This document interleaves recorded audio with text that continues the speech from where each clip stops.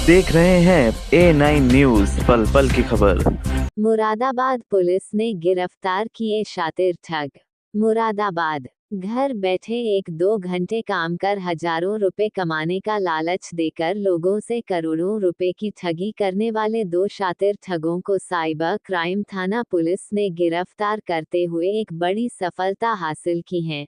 Cyber crime थाना मुरादाबाद द्वारा Telegram application के माध्यम से लगभग 250 करोड़ की ठगी करने वाले 2 आरोपियों को गिरफ्तार करते हुए उनके कब्जे से घटना में प्रयुक्त खाता धारक का एटीएम व 3 साइन चेक, एक IDFC चेकबुक आदि दस्तावेज बरामद किए गए हैं।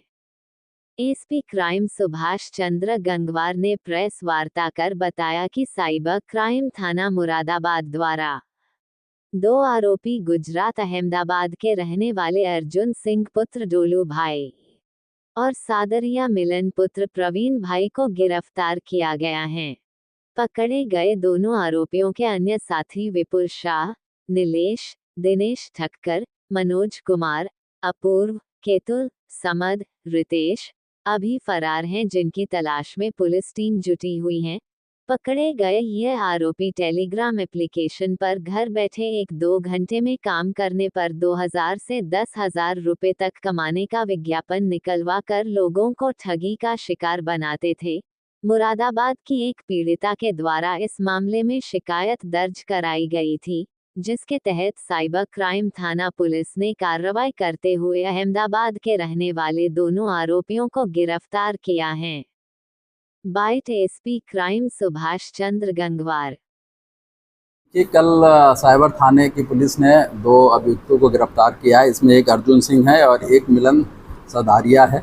ये दोनों अहमदाबाद के रहने वाले हैं और इन्होंने बहुत बड़ा एक क्राइम कर रखा है साइबर से संबंधित। एक 11/2023 मुकदमा लिखा गया था, जिसमें चेतना द्वारा लिखाया गया था और इस घटना का अनावरण हम लोग पहले ही कर चुके थे। इसमें हम लोग 7 अभियुक्त पहले ही गिरफ्तार करके जेल भेज चुके हैं।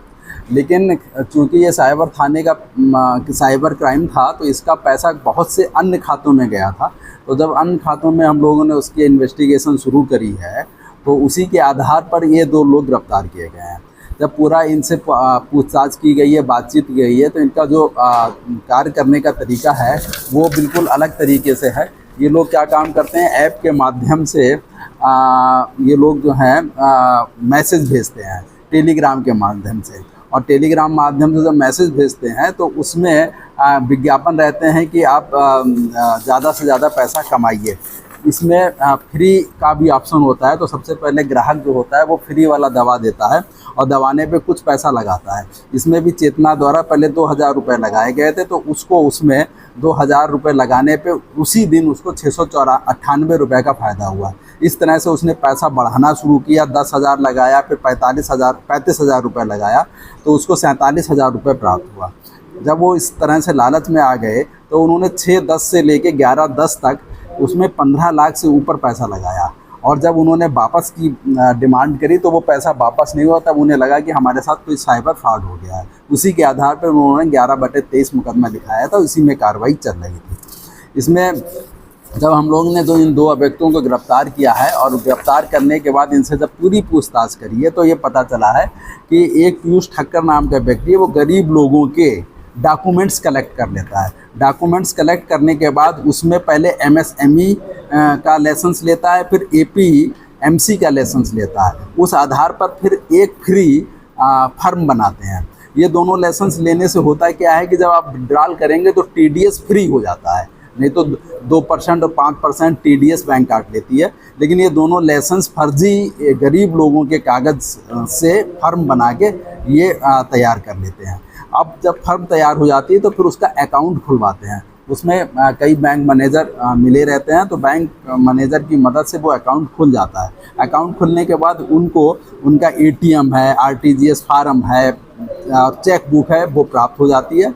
और वो जो जिनके नाम ये फर्म होती है, उनसे सिग्नेचर करा के ये अपने पास रख लेते हैं। फिर उन खातों को इन साइबर के फ्रॉड में इस्तेमाल करते हैं। साइबर केस में जब इस्तेमाल करते हैं, तो इनमें जब पैसा पहुंच जाता है, तो दूसरे व्यक्ति कोई भी जाता है और उसमें पेमेंट वेंडर और एग्रीमेंट प्रोडक्ट का कवरिंग लेटर लगा के बड़ी अमाउंट में, मतलब जो हम लोग खातों का एनालिसिस किए हैं तो कभी कैश 40 लाख, कभी 30 लाख, कभी 48 लाख रुपए निकल रहा है, और केवल इन 2 डॉक्यूमेंट्स के सहारे पे बैंक मैनेजर उनको पैसा निकाल के दे दे रहा है।